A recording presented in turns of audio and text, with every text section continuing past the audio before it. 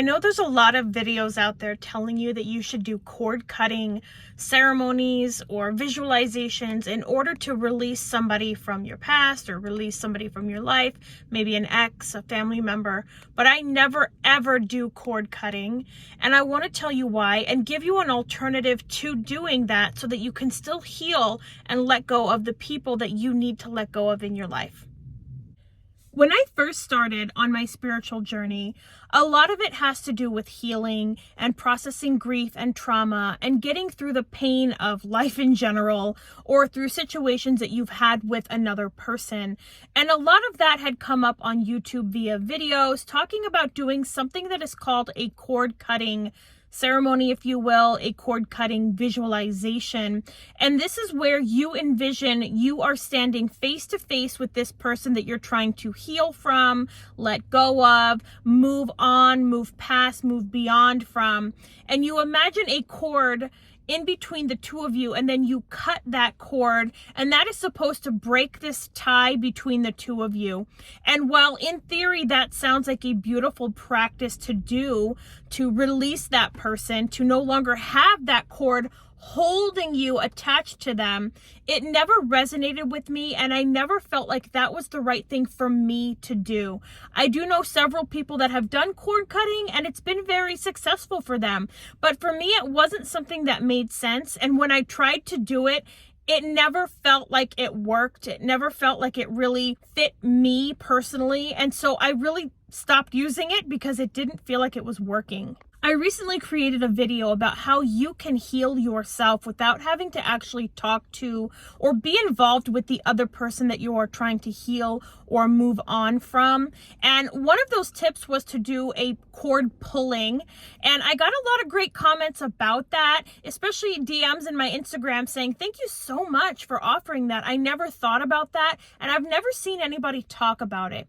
So what I personally like to do is pull the cord out, not cut the cord. And the way that I got to that is just by sitting in meditation and really just following my instincts and what felt right for me to do. So I would envision this person with the cord standing face to face with me. And for me, it felt right to bless the cord, send love to them and to me through this cord, and to really allow gratitude for the situation to be happening, the situation that happened between us, because it taught me a lot. It really helped me grow the trauma and the issues and the pain that me and this person went through together. And so sending that cord gratitude. And then in the end, my instinct was to pull it out, because that cord has roots that are inside of your body. And not every piece of pain or trauma or heartache or situation that you've been through with a person is just this really quick, easy pull. It's got roots to it. It's got depth to it and dimension to it.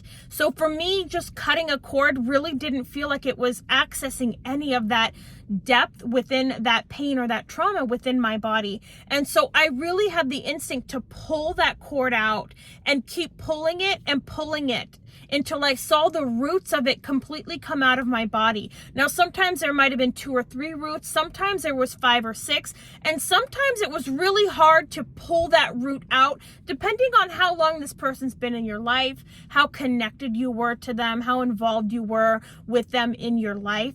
But pulling those roots out, I'm telling you, made me feel so free, so alive. It felt like I had cleared something so enormous out of my body, out of my atmosphere, out of my soul. When doing just a cord cutting, I never felt any magical experiences. I never felt like anything changed. I never felt any different.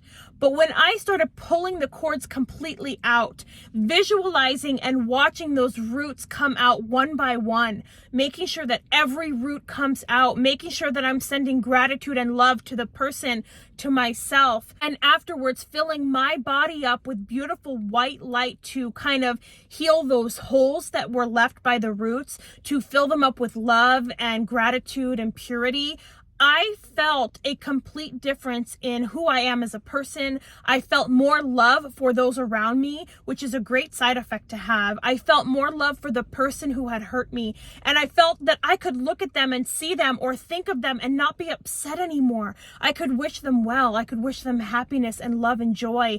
I could include them in my prayers. Whereas when I was doing a cord cutting, I didn't feel any of that. I still felt the anger. I still felt the resentment because those roots were buried deep in my body still. That pain and that trauma had not been fully released. So if you want to let go of somebody and you're finding videos about cord cutting and they don't resonate, they don't make sense to you, you're not alone. They never felt right to me. They never made sense to me. Try doing the root pulling the cord completely out from your end, watching the roots come out, making sure that every piece in your visualization comes out, filling your body with white light healing to kind of fill in those holes, cleanse those holes, and allow more love and light to come into your body. You also want to do the same for that other person. You want to envision the roots coming out of them as well and filling their body with white light and filling their body with love and purity and happiness. You are going to feel so much better. Your attitude about this person, your attitude about yourself is going to change because you're getting rid of negativity in your body and making room for love and purity and light and happiness. It's going to change your relationships with everyone around you, not just this person. So try it out. Leave some comments down below. Let me know how you feel about this. Let me know how it works for you. As always, remember to like the video, leave a comment, even if it's just to say hi or leave a cute little emoji, as every piece of engagement you give me helps my channel so much, and I love it and I appreciate you all.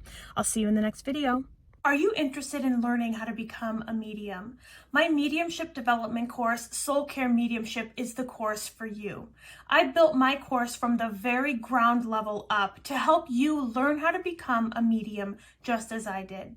I never had an imaginary friend growing up, and I never had any mediumistic experiences until my late 30s. So no matter what your age, no matter what your skill set, you can learn how to become a medium. This is everybody's right, and everybody can connect. For more information on my mediumship development course, Soul Care Mediumship, go to my website, soulcareintuitive.com. I can't wait to see you in the course.